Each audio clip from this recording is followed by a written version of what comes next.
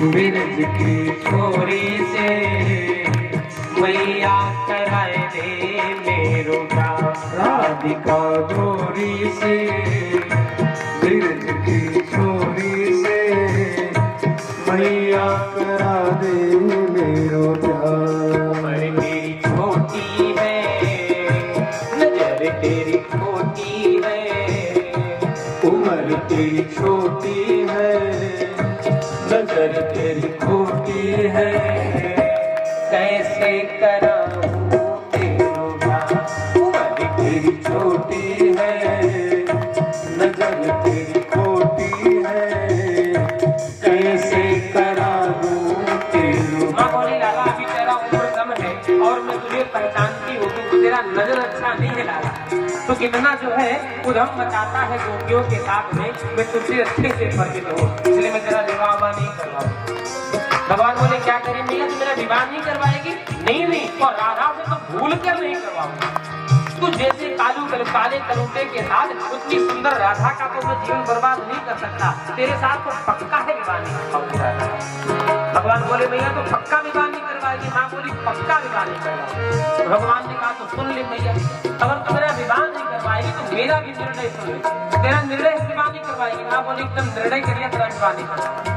भगवान बोले तो ठीक है मेरा भी निर्णय सुन ले।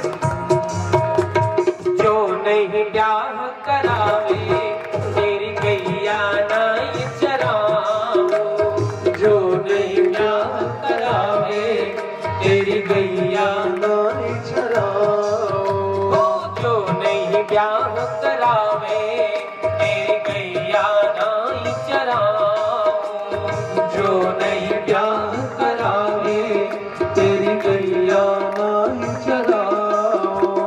आज के बाद मोरी मैया तेरी देहली पे ना आऊं, आज के बाद मोरी मैया तेरी देहली पे ना आऊं। आएगा रे मजा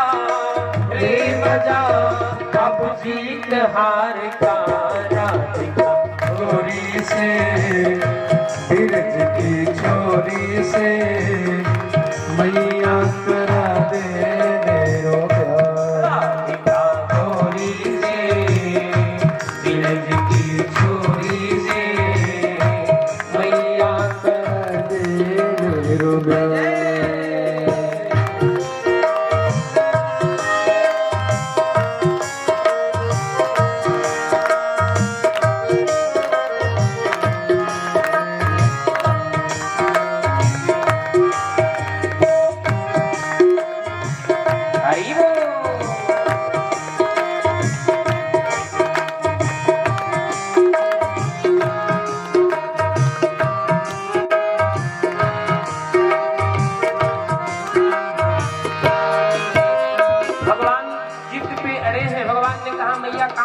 सुन लेकर विवाह नहीं करवाएगी ना तो मैं तेरे घर में तेरे कमरे में कभी आऊंगा नहीं तेरे पास, मैं बाबा के पास ही पड़ा रहूंगा, वहीं पे सोऊंगा, उन्हीं के साथ खाऊंगा, उन्हीं के साथ खेलूंगा, तेरे पास मैं आने वाला नहीं।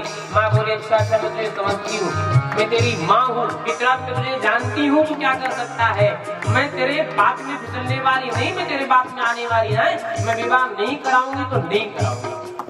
भगवान देखिए मैया एकदम जिद पे अड़ी, इसका मतलब लगता पक्का मैया विवाह नहीं करवाएगी। भगवान सोचे कि अब तो मुझे ही थोड़ा सीखना पड़ेगा।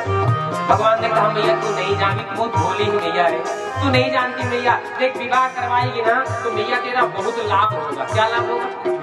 मेरा क्या लाभ होगा? भगवान ने कहा मैया तू नहीं जाने, देख मैया अब तू बूढ़ी हो गई है ना, तेरा काम करते करते इतना तेरा शरीर थक जाता है, तू शाम को एकदम थक जाती मैया ना। माँ बोली हाँ लाला थक तो जाती हो। भगवान बोले मैया जानती हो जब मेरी दुल्हन आ जाएगी ना मुझे बहुत आराम मिलेगा, तेरा सारा कभी तू घर में उदास हो जाती है ना, मेरी दुल्हन आएगी ना उसको देख करके तुझे बहुत आनंद मिलेगा। माँ बोली कैसे आनंद मिलेगा? भगवान बोले सुन मैया, अरे छोटी सी दुल्हनिया आंगन में जब डोलेगी, छोटी सी दुल्हनिया आंगन में जब डोलेगी, तेरे सामने मैया वो घूंघट ना खोलेगी, तेरे सामने मैया वो घूंघट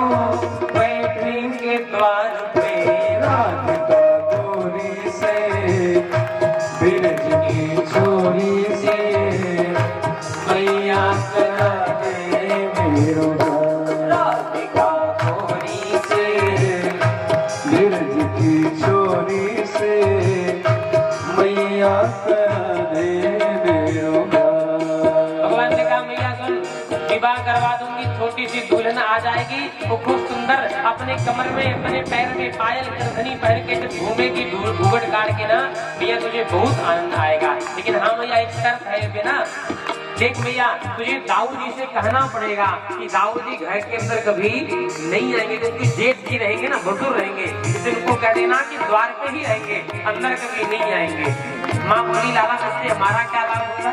भगवान बोले भैया तेरा बहुत सुंदर लाभ हो गया। सुन भैया जय जय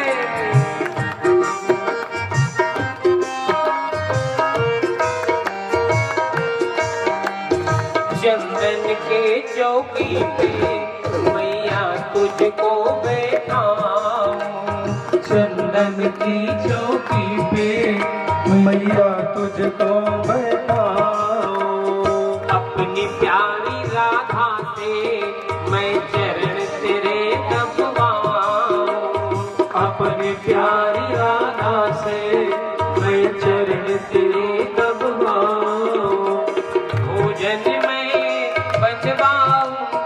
बनवाऊंगा छप्पन प्रकार के राधिका चोरी से, बिरज की चोरी से मैया कराए मोरे उधार। राधिका गोरी से बिरज की चोरी से रामिया कराए राधिका गोरी से बिरज की चोरी से मैया कराए भगवान को अपने हृदय में जो छापी का, जो ठाकुर जी की झांकी का दर्शन किया, लीला का दर्शन किया, उन संतों ने उस भाव को प्रकट किया। वो भी कथा के रूप में प्रसिद्ध है कि राधा का विवाह भगवान के साथ हुआ था, लेकिन भागवत में विवाह स्पष्ट नहीं है। उसके भी बहुत सारे कारण हैं। भागवत जी में तो राधा जी का नाम भी स्पष्ट रूप से कहीं नहीं आया है। क्यों? क्योंकि जो राधा जी है वो सुखदेव भगवान की परम स्वामिनी है। राधा नाम लेते ही जैसे भगवान शिव को कोई राम ना कह करके केवल रा कहता है, उतने में भगवान को इतना, भोले बाबा को इतना आनंद आता है कि भगवान शिव समाधि में हो जाते हैं। रा कहते ही कोई किसी और को भी नाम, किसी और भी शब्द का उच्चारण करे, उसमें अगर रा आ जाता है तो भगवान इतने राम जी के प्रेम में व्याकुल हो जाते हैं, भगवान शिव को समाधि लग जाते हैं। प्रेमी अपने प्रियतम का आभास मात्र कर ले, प्रियतमा अपने प्रियतम का आभास मात्र हो जाए तो उस आभास में ही उसको, उसका विरह, उसका वियोग, उसको प्रेम ऐसा उमड़ जाता है, वह प्रेम के आनंद में डूबने लगती है। तो भगवान सुखदेव राधा जी, भगवान राधा जी भगवान सुखदेव की प्रियतमा है, भगवान की स्वामिनी है, सुखदेव भगवान की गुरु स्वरूपा है। इसलिए सुखदेव भगवान के सामने कोई राधा कह देता है तो सुखदेव जी इतने आनंद में डूब जाते हैं कि सुखदेव जी को समाधि लग जाती है। सुखदेव भगवान ने सोचा अगर मैं राधा का नाम भी लिया इस कथा प्रसंग में तो कहीं मुझे राधा का नाम लेते अगर प्रेम उमड़ आया और मेरा समाधि मेरी लग गई तो समाधि लगते ही तो 4-6 महीने कब बीत जाएंगे पता नहीं चलेगा। और परीक्षित का जीवन ही 7 दिन का है, क्योंकि इनको 7 दिन में मरने का श्राप लगा, 7वें दिन तक्षक काटेगा, इनका प्राण निकलेगा, तो 7 दिन में इनको मरना है। और मैं अगर समाधि में चला गया तो फिर तो इनके श्राप का क्या होगा? और जब तक मैं यहाँ रहूंगा तब तक तक्षक तो आ नहीं सकता, और तक्षक नहीं आएगा काटने के लिए तो उधर ब्राह्मण का श्राप झूठा हो जाएगा। मैं भी ब्राह्मण, श्राप देने वाला भी ब्राह्मण, मैं भी ऋषि श्राप संत और श्राप देने वाला भी ऋषि संत का पुत्र। तो एक संत एक महात्मा, दूसरे संत महात्मा, एक ब्राह्मण दूसरे ब्राह्मण, अपने ही लोग अपने लोगों की बात को काटे, ये अच्छा नहीं होगा, मर्यादा का भी खंडन हो जाएगा। इसलिए भगवान सुखदेव ने विचार किया कि चलो इसमें स्पष्ट राधा का नाम ही नहीं लूंगा, और इसलिए जो है मुझे समाधि नहीं आएगी। तो गोपी कह करके, विशिष्ट गोपी इत्यादि का उच्चारण करके ऐसे जहाँ आया है उनका भाव को प्रकट किया है, लेकिन राधा नाम नहीं लिया है, इसलिए विवाह का भी कोई मतलब नहीं बनता है। तो यहाँ इस प्रकार से कल आप लोगों ने कथा सुना, भगवान का विवाह रुक्मिणी जी के साथ संपन्न हुआ। बड़ा आनंद, जब से भगवान नया नया मंगल आनंद उत्सव हो रहा है, नित्य भगवान के विवाह उत्सव हो रहा है। प्रद्युम्न जी जब जन्म लिए हैं तो सोचा कि शत्रु बड़ा हो, उसको अभी ही समाप्त कर देना अच्छा है, क्योंकि वह बड़ा होगा तो बाद में कष्ट देने वाला ही होगा, तो इसलिए अभी ही उसको मार डालते हैं। तो आया और प्रसूति भवन से, द्वारिका के मध्य में प्रसूति भवन से बालक को लेके चुरा के चला गया है। बहुत सुंदर प्रसंग है। भागवत जी के दसम स्कंद में दो भाग है, पूर्वार्ध और उत्तरार्ध, दो भाग की कथा प्रसंग बताते हैं। तो पूर्वार्ध की जो कथा थी ये भगवान के वृंदावन इत्यादि की लीला, मथुरा की लीला ये पूर्वार्ध कथा में आती है। और विवाह के बाद की जो कथा है अब ये भागवत के दसम स्कंद के उत्तरार्ध की कथा है, जो हम सब प्रत्येक गृहस्थों के लिए परम अनुकरणीय कथा है। भगवान की माधुर्य लीला और भगवान की जो है विशिष्ट लीला जो है यह ऐश्वर्य लीला है। तो अब यह यहाँ पे ऐश्वर्य लीला ठाकुर की प्रारंभ होती है और यह लीला प्रत्येक गृहस्थों के लिए अनुकरणीय है, क्योंकि भगवान ने वही लीला करके दिखाया है जो प्रत्येक गृहस्थ करके कर सके। इसके पहले भगवान की लीला जो हुई हम ऐसा नहीं कहेंगे वह अनुकरणीय नहीं है, क्योंकि भगवान कोई ऐसी लीला, भगवान कोई ऐसा उपदेश देते ही नहीं है कि जो हमारे अनुकरण में ना आ सके। लेकिन हाँ, भगवान की इसके पहले की जो लीला थी, ये सब जो प्रसंग है ये अनुकरणीय तो है, लेकिन ये विवेक के साथ अनुकरणीय है। क्योंकि जैसे भगवान ने लीला किया गोपियों के साथ, हजारों गोपियों को लेकर के भगवान ने रास लीला करी, और ऐसी कर रास लीला करना कोई शुरू करे आज के जमाने में, तो ठाकुर जी की तो आरती पूजा की गई, ऐसा नहीं है। क्योंकि अगर आप गूढ़ता से देखेंगे तो ठाकुर जी की रास लीला में भी अमर्यादा का कोई प्रश्न ही नहीं होता है, क्योंकि भागवत में स्पष्ट वर्णन है कि गोपियां रास में आई तो, लेकिन गोपियां सबकी सब भगवान के पास आई, लेकिन उनके पतियों को, उनके माता पिता बंधु बांधव किसी को पता ही नहीं चला कि हमारी पत्नियां रास करने गई हैं, क्योंकि उनकी पत्नी उनके पास ही पड़ी थी। उनकी पत्नियां उनके पास बिस्तर पे, उनके माँ अपने बच्चों को गोद में लेकर के, जो बेटियां अपने पिता के पास, माँ के पास, किसी को अनुभव ही नहीं हुआ कि हमारे लोग, हमारी पत्नियां, हमारी माता पिता, हमारे माँ, हमारी बहन, हमारी बेटी हमको त्याग करके वो रास करने गई है। उनको पता ही नहीं, क्योंकि उनके पास ही वो पड़ी थी। वो तो दिव्य स्वरूप में जो है भगवान के पास रास करने आई थी, ये भगवान की दिव्य लीला है। इसलिए सब विवेक के साथ अनुकरण करने की लीला है। लेकिन अब जो भगवान ठाकुर की लीला हो रही है ये प्रत्येक गृहस्थों के लिए परम अनिवार्य है। देखिए, भगवान की लीला को वही समझ सकता है जो भगवान मर्यादा पुरुषोत्तम भगवान राम की लीला को समझ सकेगा, और राम जी की लीला वही, राम जी का चरित्र वही समझ सकता है जो भगवान शिव के चरित्र को समझा है। मानस में आप देखेंगे, मानस के प्रारंभ में वृंदावन बिहारी लाल की जय।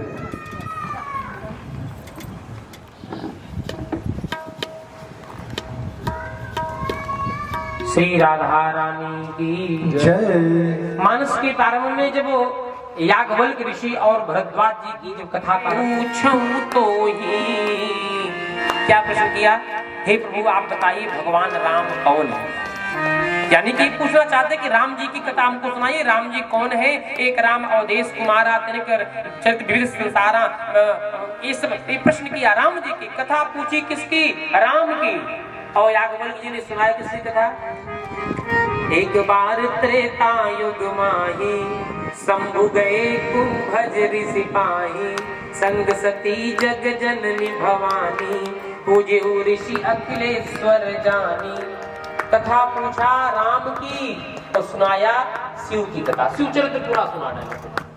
जैसे यहाँ भागवत की कथा हो रही है तो हम भागवत कथा ना सुना करके रामायण की कथा सुनाना शुरू कर दें, महाभारत कथा सुनाना शुरू कर दे, लोग कहेंगे लगता है इनको भागवत आता नहीं, इसीलिए घुमा फिरा के सबको बेवकूफ बना रहे हैं, उल्टा सीधा कर रहे हैं।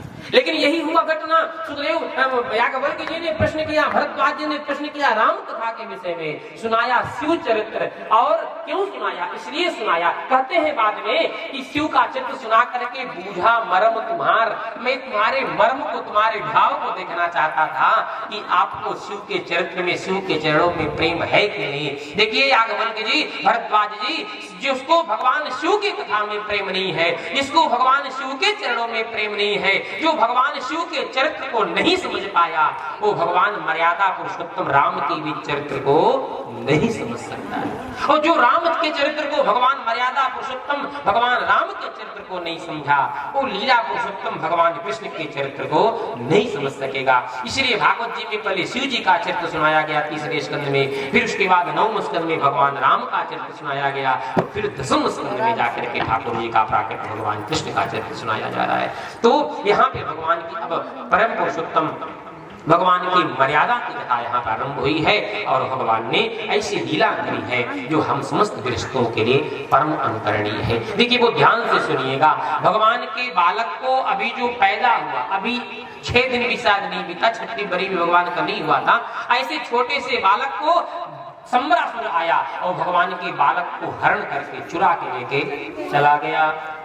बालक को जब लेके गया सम्रासुर, तो उस समय जब निकाल के लेके गया तो जैसे समुद्र के ऊपर से जाने लगा तो याद आया इस बालक को क्या करें कि छोटा सा बच्चा, ये तो मेरे एक उंगली की भी वार को नहीं सहन कर सकता, अपने उंगली से इसको दबा दूंगा इसका प्राण निकल जाएगा, इसको हम क्या मारेंगे और ये मुझे क्या मारेगा। उठाया, उठा करके समुद्र में धीरे से फेंक दिया, जा तेरा जो होना होगा होगा, उठा के समुद्र में फेंक दिया।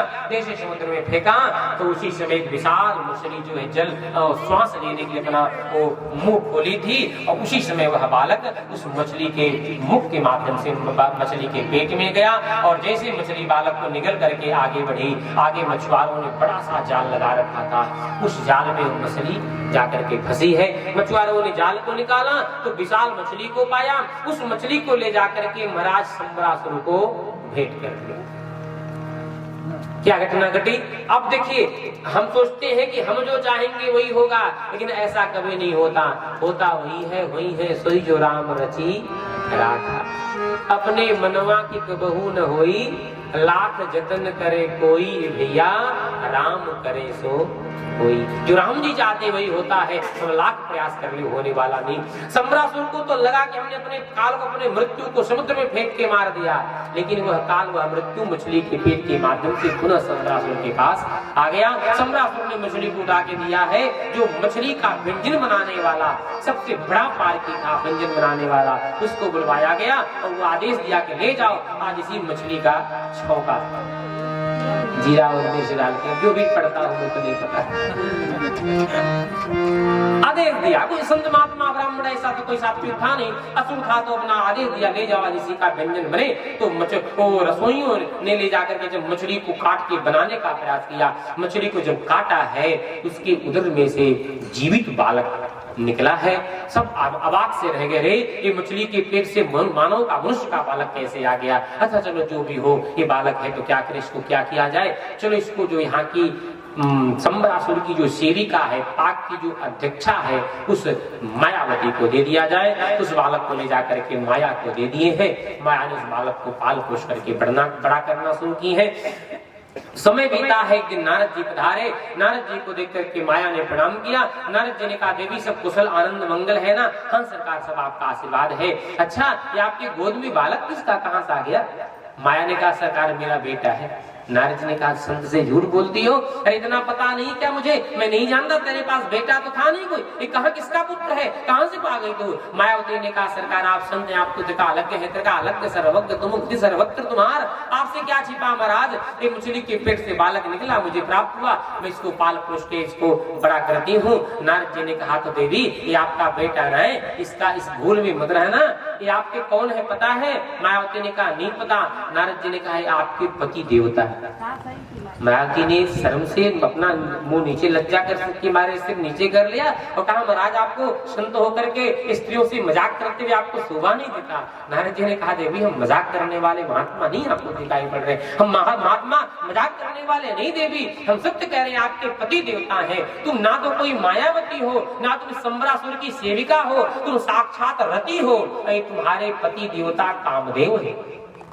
जब जदुवन, जिस समय त्रेता युग में जब भगवान शिव की समाधि तोड़ने के लिए देवताओं ने तुम्हारे पति देवता कामदेव को भेजा था, तो भगवान शिव की तपस्या को भंग करने के लिए कामदेव ने सब प्रयास किया और अंत में जब जाकर के वृक्ष पे बैठ करके 5 बाण चलाया है, वो बाण हृदय पे भगवान के लगा है। भगवान ने अपना जब नेत्र खोला है तो सौरभ पल्लव मदन बिलोका, जैसे भगवान शिव ने कामदेव को देखा तो कामदेव को देखते ही तीसरा जब नेत्र खुला है तो तब चितवत काम भयो जरी छारा, जल करके भस्म हो गया आपका पति कामदेव। आप अपने पति को जलता हुआ देख करके भगवान शिव के चरणों में आके गिर पड़ी, रोने लगी। सरकार जी बिनु देह नदी बिनु बारी, तैसे नाथ पुरुष बिनु नारी, बिना स्त्री के पति की स्त्री का क्या अस्तित्व है महाराज। मेरे पति को आपने जला के भस्म कर दिया, अब मैं कैसे रहूंगी। भगवान ने कहा चिंता मत करो, जब यदुवंश कृष्ण अवतारा होई हरणी महामही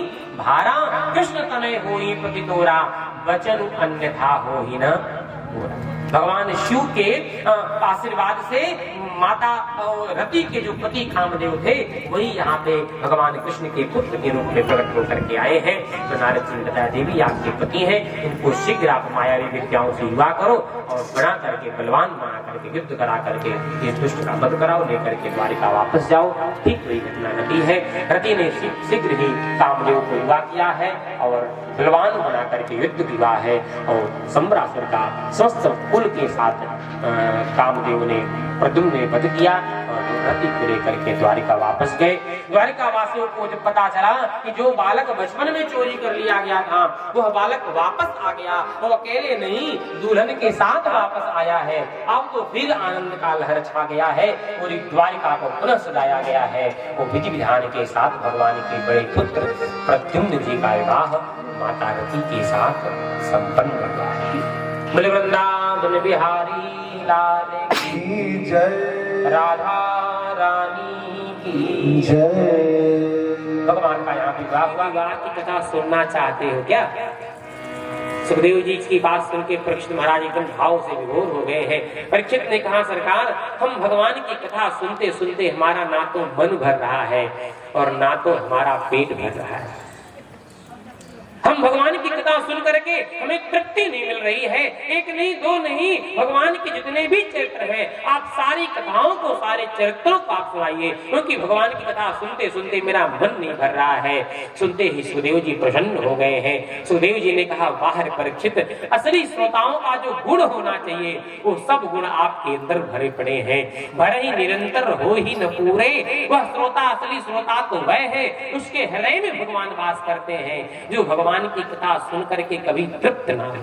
तो जिसने कह दिया भैया हम तो बहुत कथा सुनने बाटी हो, हमारा पेट भर गया लगता कथा सुनो, इसका मतलब उसने कथा सुना ही नहीं।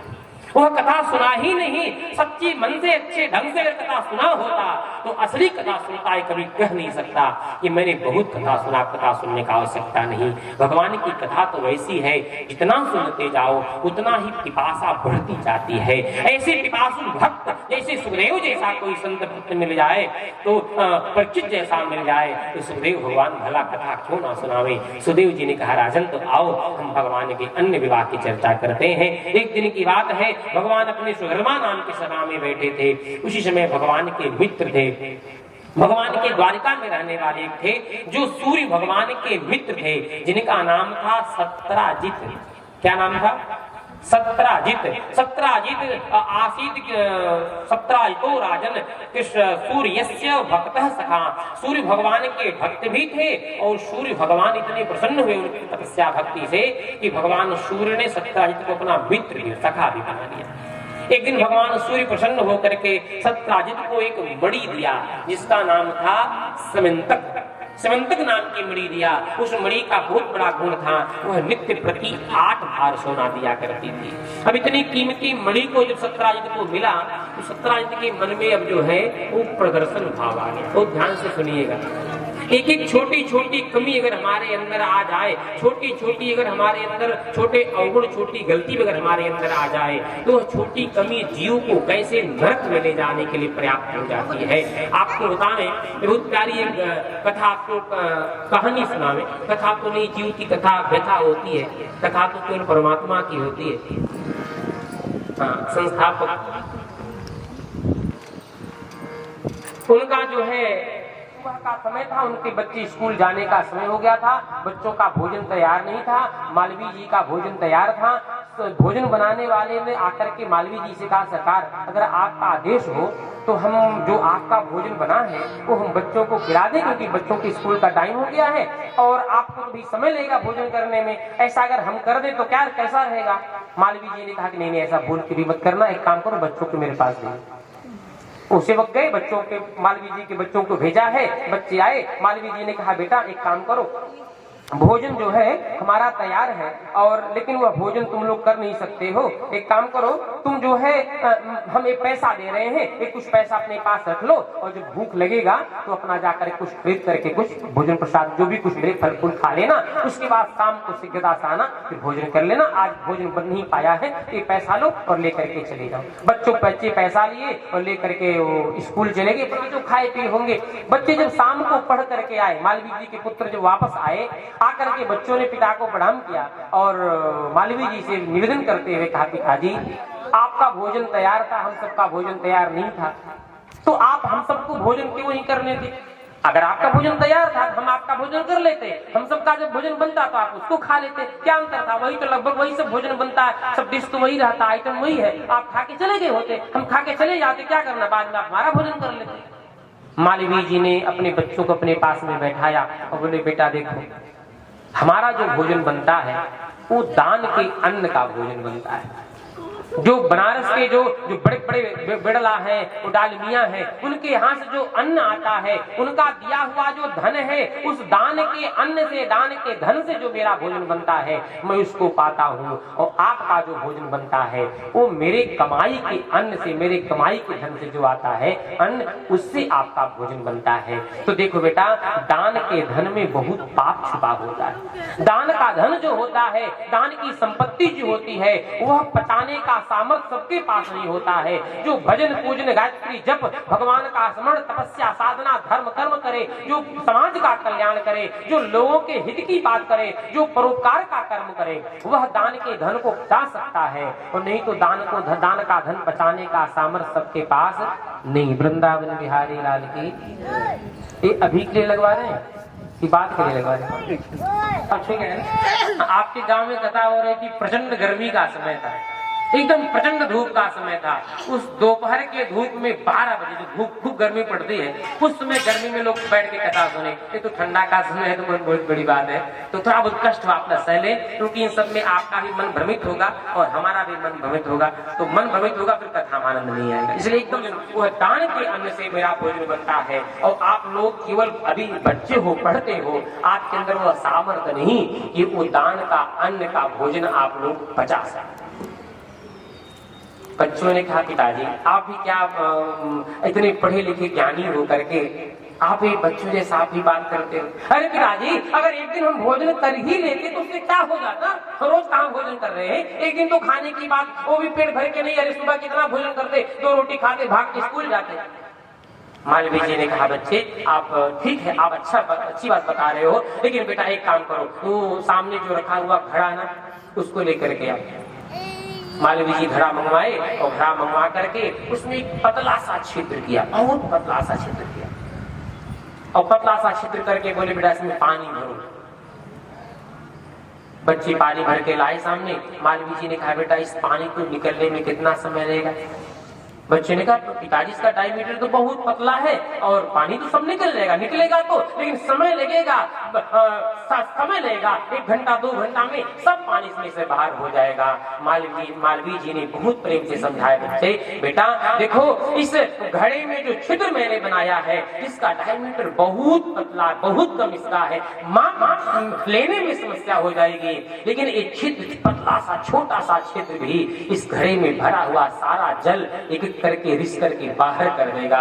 उसी प्रकार से अवगुण दोष पाप हमारे अंदर अगर वह आ जाए, वह कितना छोटा कितना सूक्ष्म पाप भी क्यों ना हो, वह सूक्ष्म अवगुण ही क्यों ना हो, लेकिन वह धीरे धीरे करके हमारे सारे अंदर के सद्गुण को बाहर कर देगा, हमको पता भी नहीं चलेगा। इसलिए दुर्गुण चाहे जैसा भी हो वह हमारे अंदर अगर आ जाए तो वह सारे सद्गुणों को हमारे अंदर से बाहर कर देता है, क्योंकि दुर्गुण जहाँ रहेगा वहाँ सद्गुण नहीं रहेगा, जहाँ सद्गुण रहेगा वहाँ दुर्गुण नहीं रहेगा, वह दुर्गुण सारे सद्गुणों को बाहर कर देगा।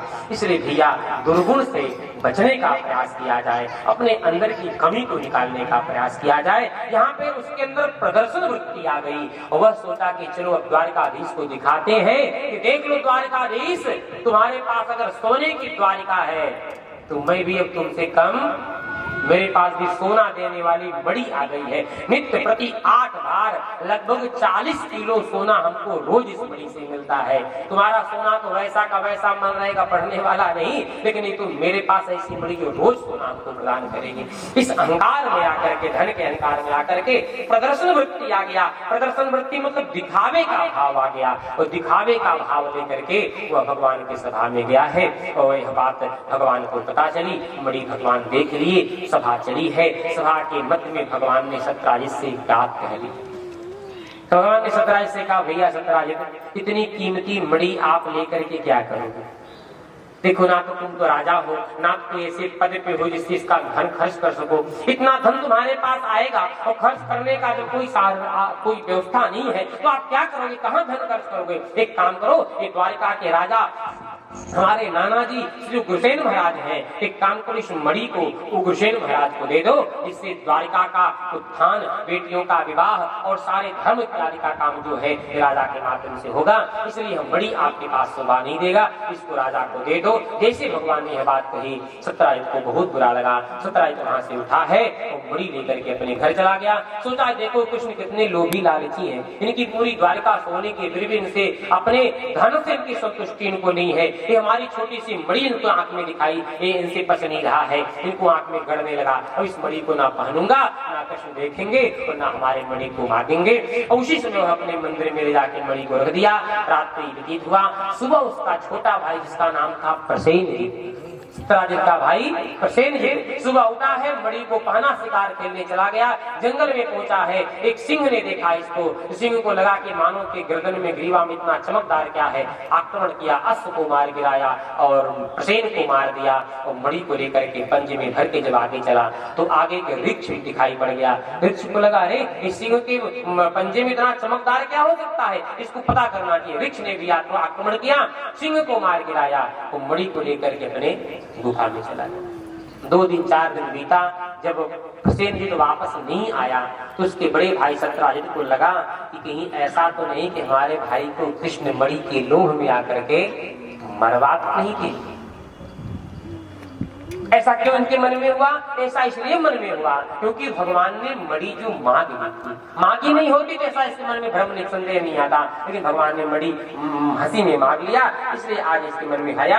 इसको लगा कि भगवान कृष्ण ही द्वारिकाधीश हमारे भाई को मरवा करके लग रहा मणि को छीन लिए। अब यह बात यह धीरे धीरे एक दूसरे के कान से भगवान के पास तक पहुंची। भगवान के लोगों को बड़ा गुस्सा आया, ध्रुव अरे उद्धव इत्यादि को बहुत क्रोध आया कि ऐसे भगवान को कलंकित कैसे कर सकता। चलो पता करते हैं। भगवान बोले घबराओ मत, उसके पास जाने की आवश्यकता नहीं। देखो अगर वह हमको कलंकित कर रहा है तो उसमें उसका दोष नहीं, वो दोष हमारा है। हम ना मणि मांगते ना उसके मन में आज ऐसा संदेह होता। एक काम करो, पता किया जाए पहले कि मणि है कहाँ, उसका भाई गया तो कहाँ। भगवान अपने 8 लोगों को साथ में लिए पता करते गए। वहां पहुंचे जहां वह अश्व और प्रसेनजीत मरा हुआ था, उसके आगे वृक्ष के सिंह के पंजे का निशान देखते भगवान पंजा का निशान देखते गए तो आगे वृक्ष भी मरा, सिंह भी मरा पड़ा दिखाई दिया। उसके आगे वृक्ष का पंजा देखते भगवान उस गुफा में गए। अंदर भगवान प्रवेश किए हैं। वहां पे बालक के हाथ में मणि, भगवान जैसे मणि लेना चाहे, अंदर से जो वृक्ष का भालू था और टूट पड़ा है भगवान के ऊपर और भगवान के साथ में युद्ध करना शुरू किया। 28 दिन तक भगवान से लड़ा है। अंत में भगवान की मुष्टिका लातों के प्रहार से उसका जब नस नस ढीला हो गया तो वह भगवान के चरणों में गिर पड़ा।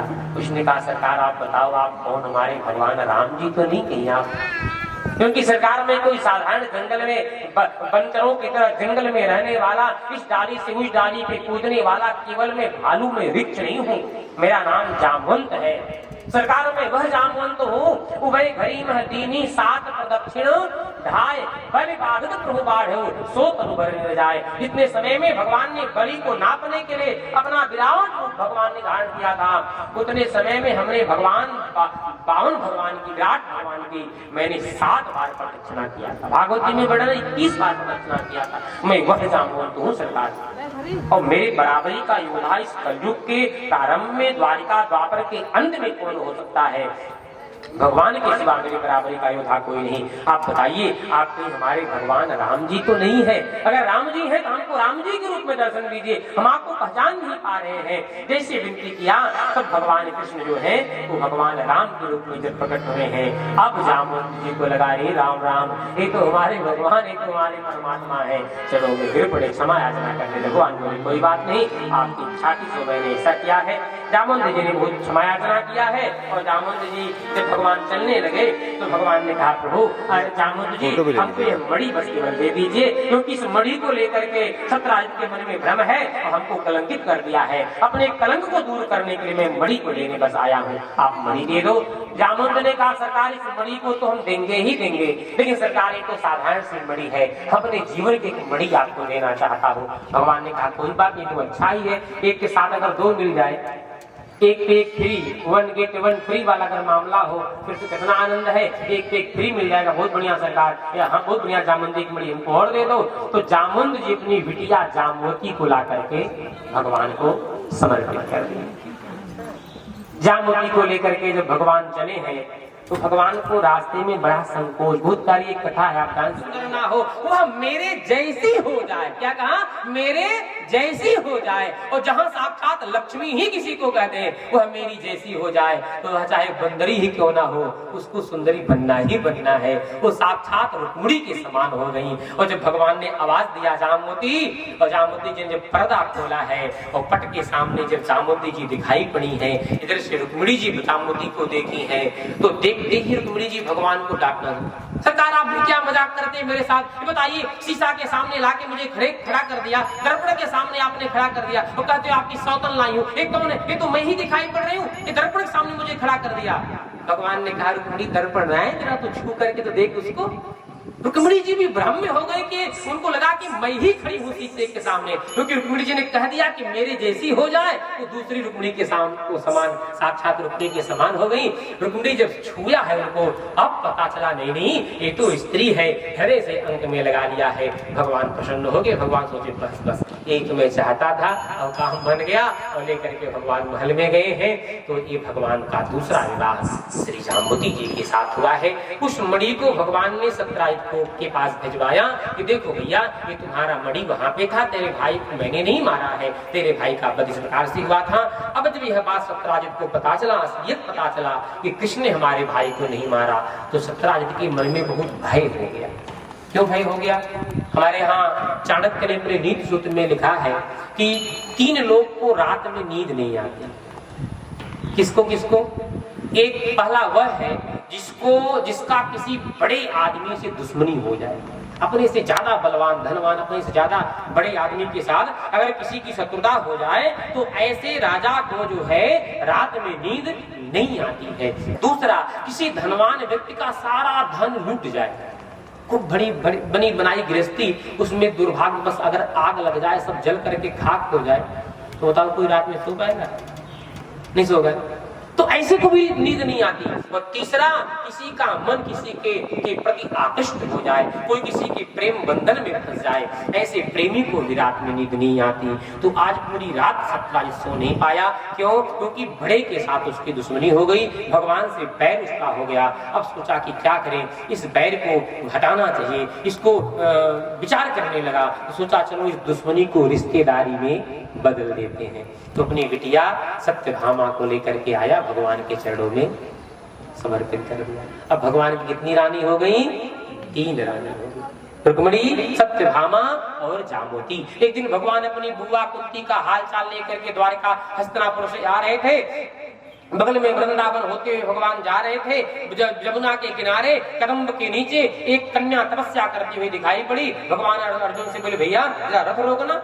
अर्जुन बोले क्या हुआ? भगवान ने कहा देख नहीं रही हो ये जमुना के किनारे इतनी सुंदरी कन्या स्त्री तपस्या कर रही है, जरा पता करो तो क्यों तपस्या कर रही है, कौन है यह और क्यों क्यों तपस्या कर रही है? अर्जुन रोके गए, जाकर के पूछे देवी आप कौन हो, क्यों तपस्या कर रही हो? उन्होंने कहा सरकार हमारा नाम है कालिंदी, हम भगवान सूर्य नारायण की बेटी हैं। मेरा नाम कालिंदी है, यानी जमुना ही कालिंदी के रूप में प्रकट हुई है, तो मेरा नाम कालिंदी है और हम पति के लिए तपस्या कर रही हैं। अच्छा देवी, तो आप सूर्य भगवान की पुत्री होकर के और पति के लिए तपस्या कर रही हो, अच्छा ये बताओ तो आपको पति किसको पति रूप में चाहती हो? कालिंदी ने कहा सरकार जो द्वारिकाधीश भगवान कृष्ण है उनको हम पति रूप में चाहती हैं। अर्जुन सुनते अर्जुन को पसीना पसीना होने लगा। अर्जुन सोचे हे भगवान, 3 तो पहले से घर में बैठी है और चौथी भी एप्लीकेशन फॉर्म लेकर के खड़ी है, इसका तो सब बेचारी तपस्या सब व्यर्थ जाएगा। जो भगवान 3 विवाह कर लिए, अब कहाँ विवाह करेंगे, अब विवाह का होगा नहीं, अब क्या करें? चलो ठीक है देवी कोई बात नहीं, भगवान से मनाओ, भगवान आपकी इच्छा पूरी करे। ठीक है देवी, जैसे आराम चलते हैं। दंडवत किया, वहां से चले आए, रथ पे बैठे, बागडोर पकड़ा और घोड़ों को लेके जैसे चले। भगवान बोले भैया अर्जुन आप बताए नहीं भैया कौन है, क्यों तपस्या कर रही है? अर्जुन ने कहा कभी मौका मिलेगा तो बताएंगे। भगवान ने कहा अभी कौन मौका खराब है, अभी बता दो क्या गड़बड़ है, अभी समय तो अच्छा है, कोई है भी नहीं, हम दोनों के बीच में कोई है नहीं, कोई सुनेगा भी नहीं। भगवान ने अर्जुन ने कहा सरकार वो कालिंदी है, सूर्य भगवान की बेटी है। अच्छा तपस्या क्यों कर रही है? तो अर्जुन ने कहा सरकार वो पति के लिए तपस्या कर रही है। वाह भैया वाह वाह, इतनी सुंदर स्त्री और पति के लिए, वह सौभाग्यशाली पति कौन हो सकता है? जरा ये भी बताओ कि किसके लिए तपस्या कर रही है? अर्जुन ने कहा सरकार सही बताऊं? हाँ भला बताओ। अर्जुन ने कहा भगवान वो आपके लिए ही तपस्या कर रही है, वो सौभाग्यशाली पुरुष कोई और नहीं आप ही हो जिसके लिए वो तपस्या कर रही है। भगवान ने कहा वाह रे अर्जुन, वो हमारे लिए तपस्या कर रही है, हमारे लिए तप रही है, वो आप हमको लेकर के इधर भागे जा रहे हो, ऐसे हमको पाएगी? अब तो सुनते अर्जुन अवाक रह गए। अर्जुन सोचे हे भगवान जो शब्द वह कहती वही शब्द ये भी कहते हैं, दोनों का भाव दोनों का सब एक ही मिल रहा है। भगवान अर्जुन ने कहा सरकार वो घर वाली 3। भगवान ने कहा भैया 3 है तो 4 हो जाएंगे तो कौन घाटा हो जाएगा, कौन हम नारायण के बेटा है कि भरण पोषण नहीं कर पाएंगे? अरे भैया मिल रही है तो चलो लेकर के चलते हैं। भगवान रथ घुमाए बैठाए और लेकर के द्वारिका आए। विधि विधान के साथ भगवान ने कालिंदी जी के साथ विवाह किया।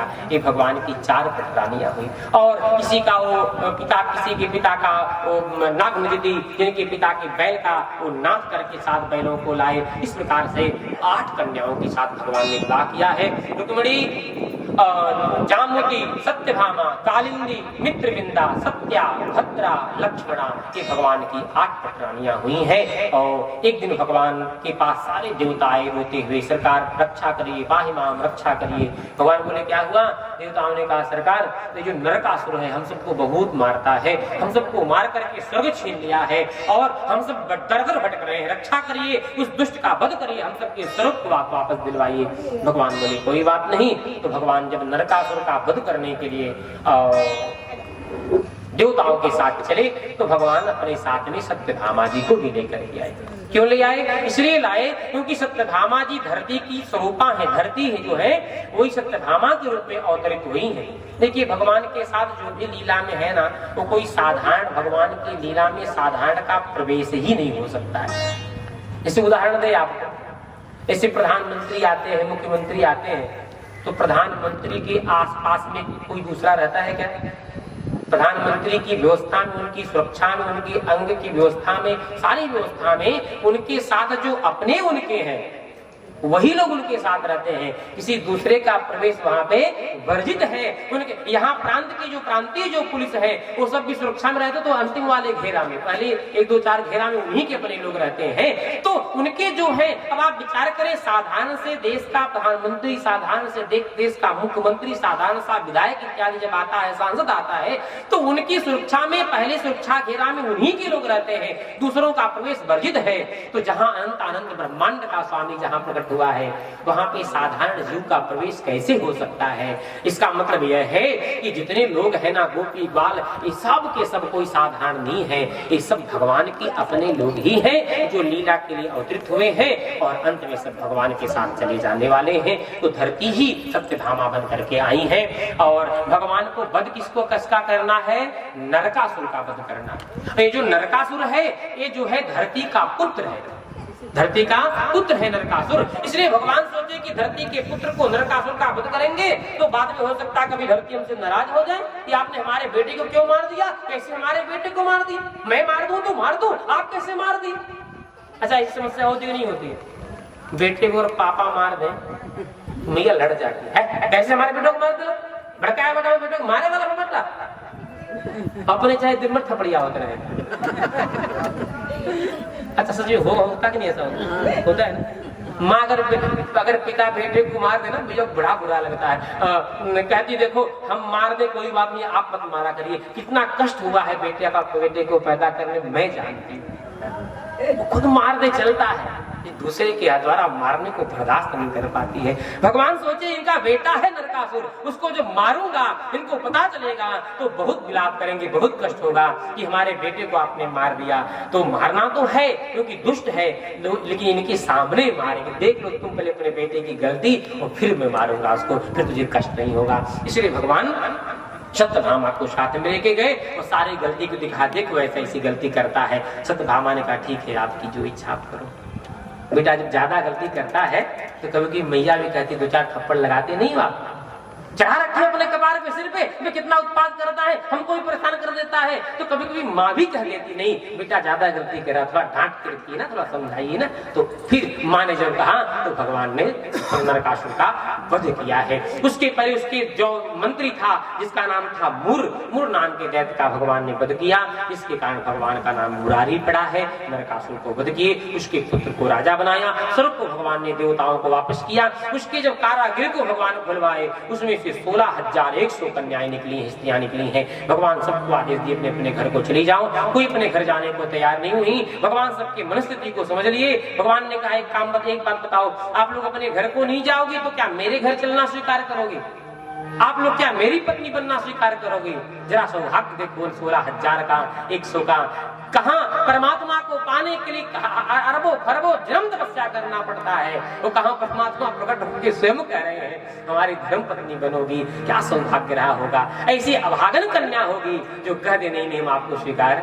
सब प्रसन्न हो गई, भक्त के मनोभाव समझ लिए। भगवान एक साथ अपने विशाल रथ पे बैठाए हैं, लेकर के भगवान द्वारिका आए और दुल्हन की तरह पुनः द्वारिका सजाई गई है। वो विधि विधान के साथ भगवान का 16,100 कन्याओं के साथ विवाह संपन्न हुआ है। ऐसा नहीं कि फ्री में भगवान पा गए तो किसी को सिंदूर बना दिया, किसी के साथ भगवान ने पाणी संकल्प कर लिया, किसी को माला पहना दिया, किसी के साथ गंधबंधन कर लिया। ऐसा नहीं, विधि विधान के साथ वर्णन भागवत में विधि विधान के साथ ब्रह्मा जी 16,100 रूप बना करके प्रकटे हैं और उतना मंडप बना है और भगवान के रूप में प्रकट होकर के भगवान ने समस्त कन्याओं को स्त्रियों के साथ भगवान देवियों के साथ भगवान ने विवाह किया है। अब भगवान के पास 16,108 कन्या रानियों का वर्णन हुआ है। सबके पास 10-10 बेटा और एक बिटिया रहा। अब आप विचार करें आज की सरकार की क्या व्यवस्था है। हम दो कितने लोग तो जिसको ज्यादा चलाएं तो कहते भैया हम दो हमारे, आप विचार करिएगा क्या हम दो एक वो है ना लोगों का कि छोटा परिवार सुखी परिवार। विचार करिएगा कि क्या छोटा परिवार सुखी परिवार होता है वास्तव में? छोटा परिवार सुखी परिवार की छोटा परिवार दुखी परिवार?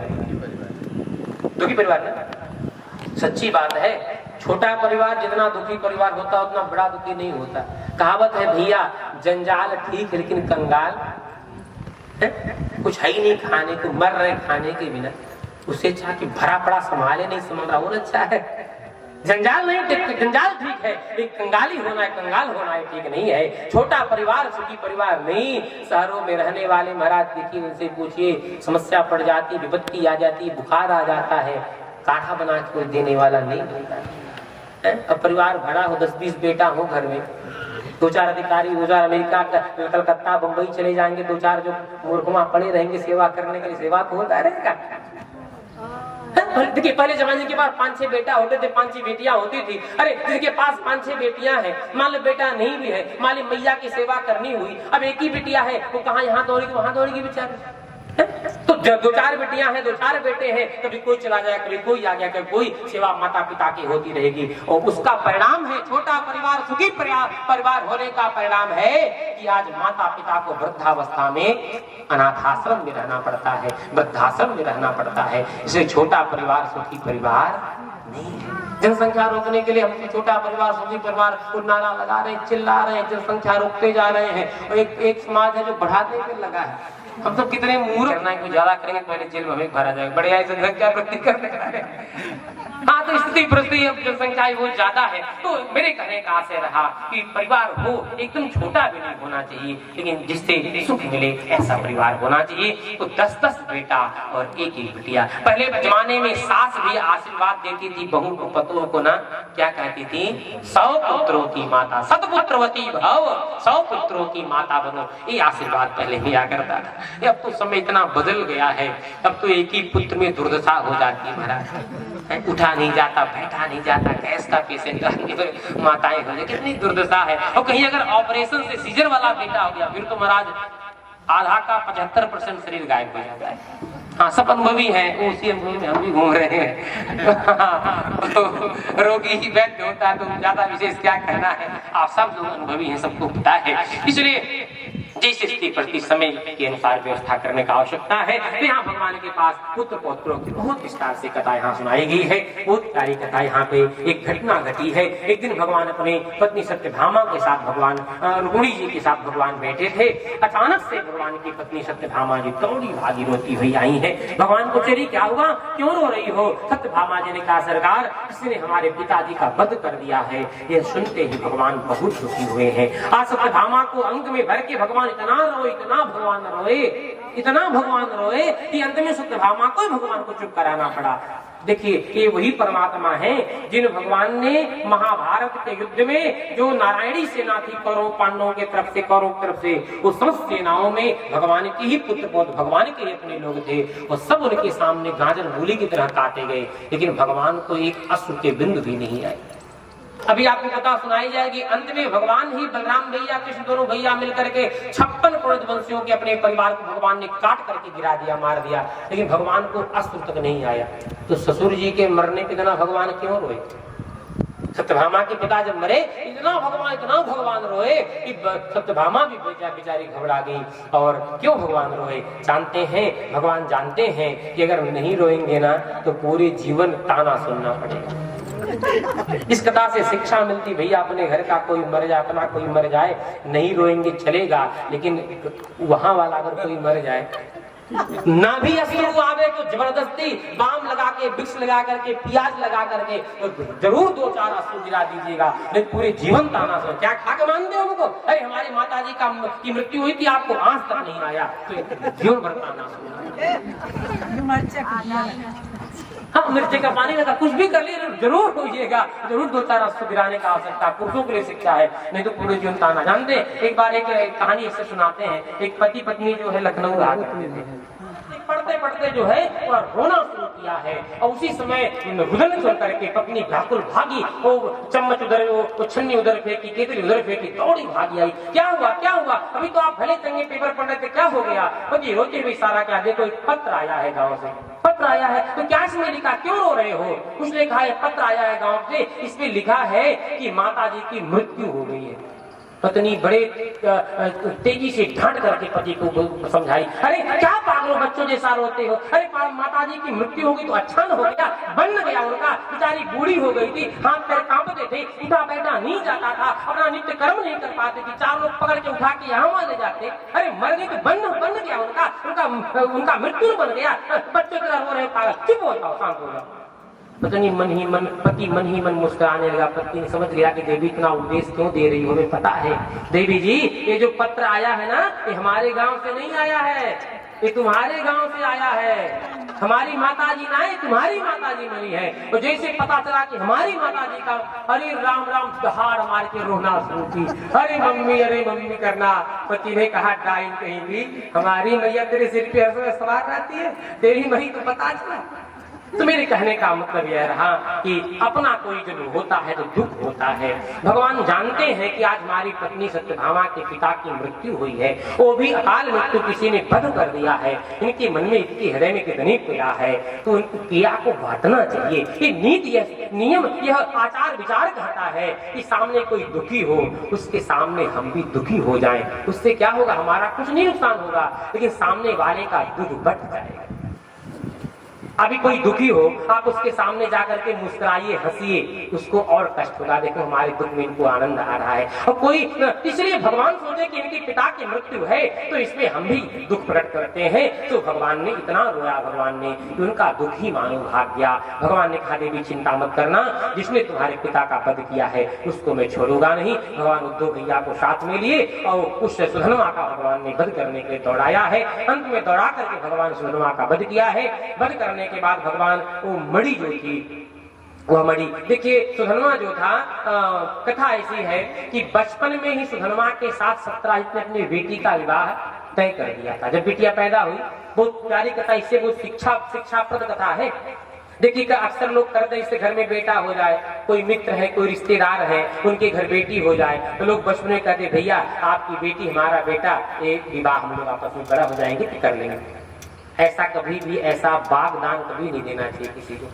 फिर बड़ा होने के बाद कौन राजा, कौन भिखारी, कौन कब क्या समय जब होगा देखा जाएगा, लेकिन बचपन में ऐसा अपनी बेटी का विवाह, बेटे का विवाह ऐसे किसी के साथ नहीं तय करने का आवश्यकता। उससे एक कथा मानो शिक्षा देती है इसको। तो बचपन में ही सत्यराजित ने अपनी बिटिया सत्यभामा का विवाह, सुधन्वा के पिता को वचन दिया था अपनी बेटी का विवाह आपके बेटे के साथ कर दूंगा।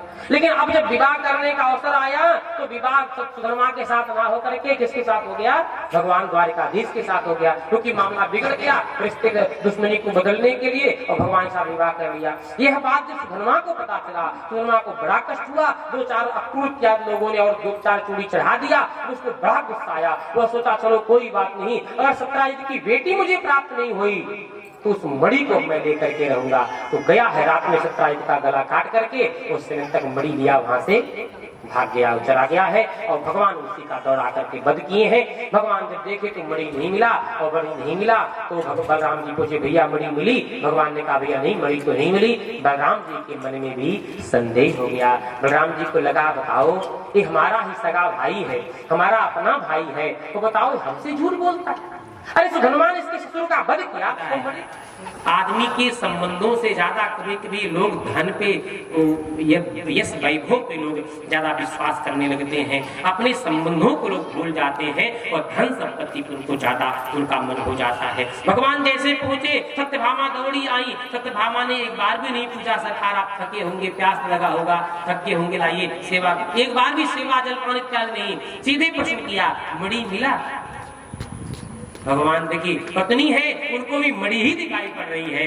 भगवान ने कहा देवी मणि तो नहीं मिला।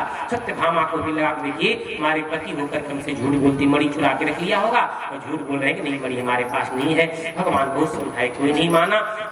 यह जो है कलंक भी भगवान को लगा, जबकि भगवान मणि को लिए नहीं, लेकिन पूरी द्वारिका में यह है कि भगवान मणि को चुरा लिए हैं। भगवान सोचे चलो जाने दो, चुपचाप शांत होकर बैठ जाते हैं। अब मणि जहां होगी वह खुद ही पता चल जाएगा, क्योंकि कुछ ऐसी चीजें हैं जो छुपाए नहीं जल्दी छुपती है। खैर खून खांसी खुशी बैर प्रीति मद पान, रहीमन दाबे ना दबे जानत सकल जहान।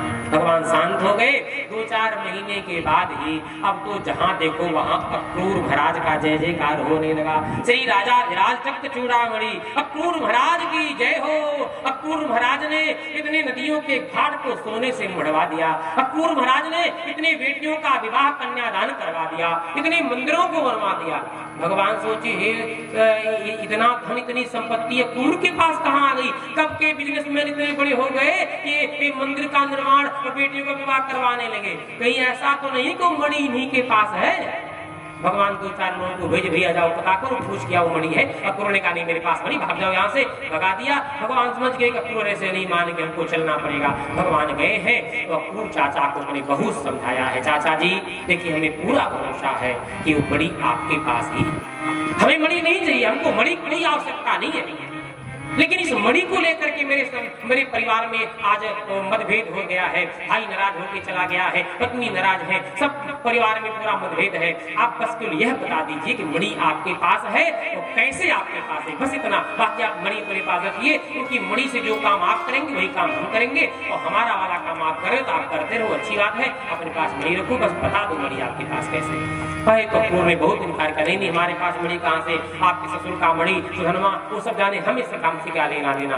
भगवान समझ गए अब ऐसी सीधे पूरी घी निकलने वाला। जब हर जगह सिधाई से काम ना चले कभी कभी थोड़ा बहुत टाइट भी बनना पड़ता है। भगवान ने कहा चाचा जी आप साथ भूल रहे हो, मैं वही कृष्ण हूँ जो तुम्हारे आंखों के सामने तुम्हारे महाराज कंस की क्या तुलना किया, जिसके सामने बड़े बड़े दिक्पाल भी कांपते थे, उस कंस को मैंने नाकन धूल चटा दिया है। और आप मत ऐसा चाहो कि आपके महाराज कंस वाली गति में आपका भी करूं। इसलिए चाचा जी आप सत्य सत्य बता दो मणि आपके पास है, और नहीं तो फिर आपके जीवन को बचाने वाला नहीं होगा। बड़े भाग्य से बड़े भाग्य मानुष तन पावा, सुर दुर्लभ सद ग्रंथन गावा, कबहू करी करुणा नर देहि। भगवान ने कृपा करके ये मानव शरीर तुमको मिला है चाचा, इसलिए अपने जीवन को व्यर्थ बर्बाद करने की मत भूल जाओ, नहीं तो आपको बचाने वाला मुझसे संसार में कोई नहीं आएगा। अनमोल तेरा जीवन यूं ही गवा रहा है,